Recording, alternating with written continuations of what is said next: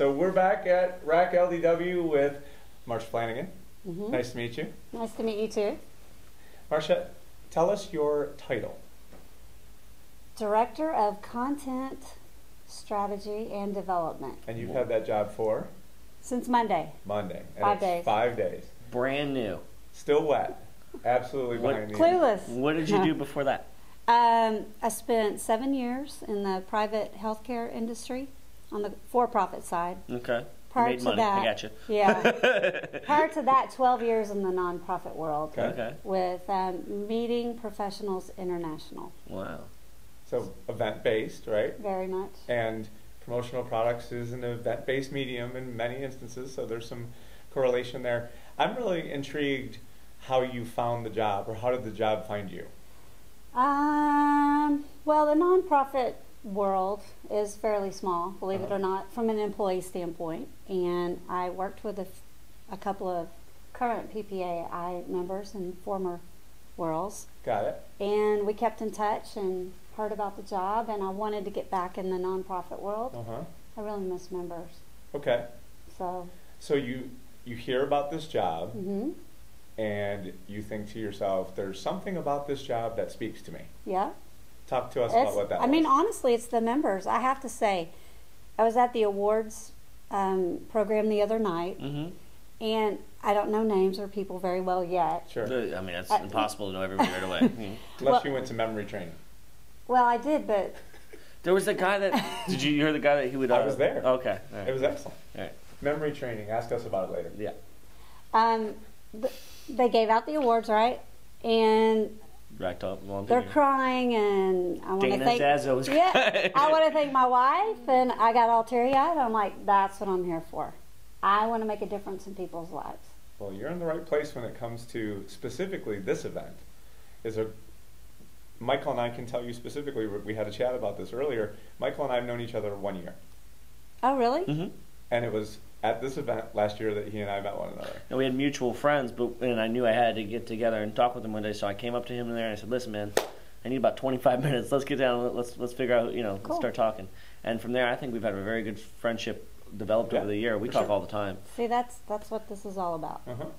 And so give us a sense for, you're in the unique position of, while you're so new to the organization, you're not new to events. Right. So talk to us about your impression of the event itself. This event's been great. I get to hear a lot of grassroots issues, and it's firsthand. I could sit in my office all day long and read, but this is, I mean, really getting to know everyone has made a huge difference. Sure, so the absolutely. timing's been great. And I think it's just very important that you give back to who does all the groundwork, Mm-hmm. And you guys are making it happen out in the field. Trying to. Yeah. So what's your first order of business? Well, I've heard a lot about how people can't get people to meetings. Okay. Can't get them to the educational programs. Right. That's a fair amount of truth to that, for I sure. just want to kind of dig in and find out why, and what can we do to make your events better. It's one of the problems. I think what we're learning from here is, and this is the point of having these type of videos, is destination is really important, and what not just like what you'll build that you come kind of mentality, where if you throw a destination out that maybe someone wants to go to and always wanted to do but never could take the time to do it, right? And you kind of interchange that with education content or a speaker or something like that. Those are very successful, and they can be duplicated hopefully. Whereas, and also I think that we're in a rare industry where openness and it's not always consistency. Mm-hmm. There's not always a consistent way of saying, hey, you're always going to show up to the education event. Maybe someone feels like they're educated already, and now we have different standards. It's a big industry. Yeah. Well, it's, I think it's a $25 billion industry, and it's up from 22. And I actually don't know where I have the statistic from. It's a lot of dollars, regardless of the number. Well, there's just such a wide range of member needs, I guess.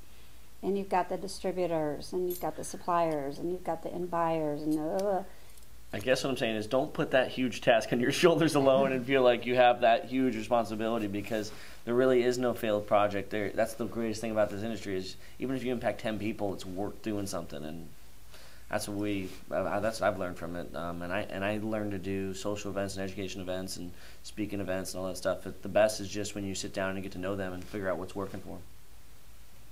Thanks for stopping by. We're very excited that Thank you've you. joined the team.